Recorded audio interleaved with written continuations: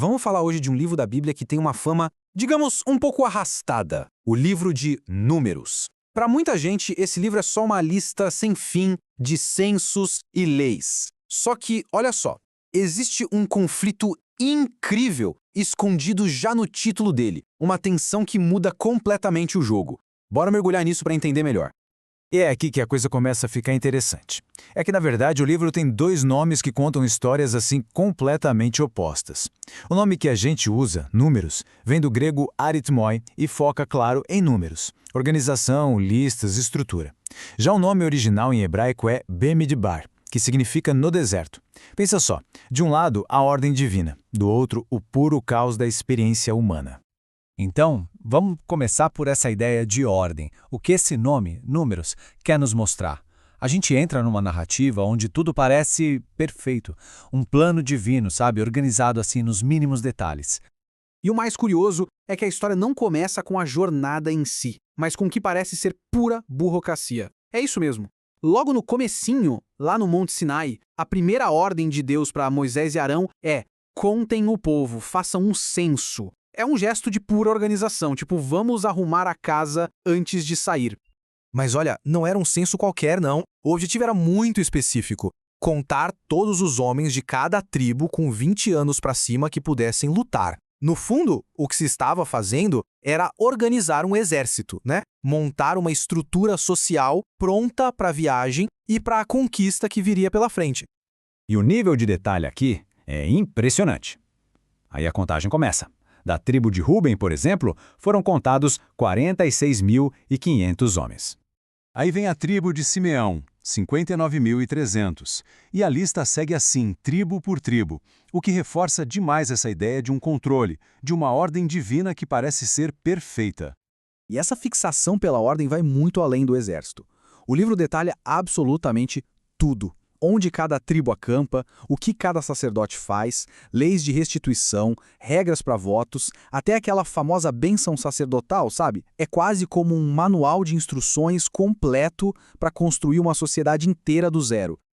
E aí fica a pergunta, né? Se o plano era tão perfeito, tão detalhado, a viagem pelo deserto deveria ter sido, sei lá, tranquila, certo? Errado. Não foi nada disso. E é exatamente nesse ponto que a história dá uma virada de 180 graus.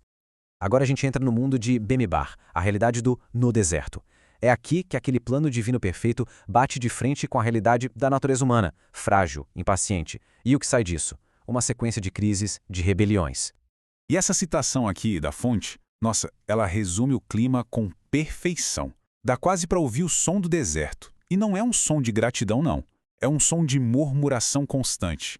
É reclamação, é impaciência, uma frustração que mira em Moisés, mas que no fundo era contra o próprio Deus.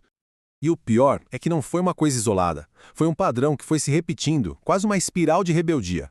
Primeiro, em Taberá, o povo reclama e fogo divino consome parte do acampamento. Depois, em Quibrote, eles sentem falta de carne e o resultado é uma praga. Mas o momento decisivo, o ponto sem volta, é a história dos espias. O relatório negativo deles gera um pânico geral e acaba condenando toda aquela geração a vagar pelo deserto. E o clímax de tudo isso? A rebelião de Corá, um desafio direto, cara a cara, contra a liderança de Moisés e Arão. E bem no meio dessa briga toda, entre a ordem de Deus e o caos do povo, está ele, Moisés. E o livro de Números mostra um lado dele que a gente não conhecia tão bem. Olha, o Moisés que aparece aqui em Números não é o mesmo lá do Êxodo. Aqui ele já é um líder muito mais maduro, sabe? Forjado ali no calor da dificuldade. Todo o estresse, o peso de liderar um povo tão rebelde, isso tudo transformou ele. E, segundo a fonte, isso o tornou o instrumento particularmente adequado para registrar tudo o que aconteceu. E Moisés aqui, ele atua em várias frentes. Primeiro, ele é o guia, né? Aquele que recebe a direção de Deus. Mas talvez o papel mais crucial dele aqui seja o de intercessor. Pensa bem, mesmo com o povo se rebelando o tempo todo, ele vai lá e se coloca na frente para defender todo mundo. E por fim, a tradição o coloca como narrador, a pessoa que Deus inspirou para registrar essa história tão crua, tão honesta sobre fé e também sobre fracasso. Ok. Então como é que a gente junta essas duas histórias? A história dos números e a história do no deserto. A grande sacada, a genialidade do livro está exatamente aí. em como ele junta esses dois lados para revelar uma mensagem muito mais profunda. Aí alguém pode perguntar, mas por que contar uma história com tanto fracasso? A resposta é que o protagonista aqui não é o povo, é Deus. A história toda existe para mostrar o caráter de Deus, sua santidade e sua majestade, sim, mas acima de tudo a sua fidelidade e um cuidado que não desiste, que permanece mesmo quando o povo vira as costas. E esse contraste fica muito claro. De um lado a gente tem o plano de Deus, sempre lá em cima, consistente, fiel. Do outro lado, a resposta humana, lá embaixo, inconstante, cheia de tropeços, de falta de fé. É nesse vão, nesse abismo entre os dois, que a história de Números se desenrola. E isso nos leva ao ponto central, a grande mensagem do livro. Aquela ordem divina, do lado Números da história, não existe para impedir o caos humano do lado Bemidbar. Muito pelo contrário, a história mostra que o plano de Deus continua firme e forte justamente no meio do caos. Essa ordem é como o chão firme, sabe? É a esperança que segura o povo mesmo quando tudo parece estar desmoronando.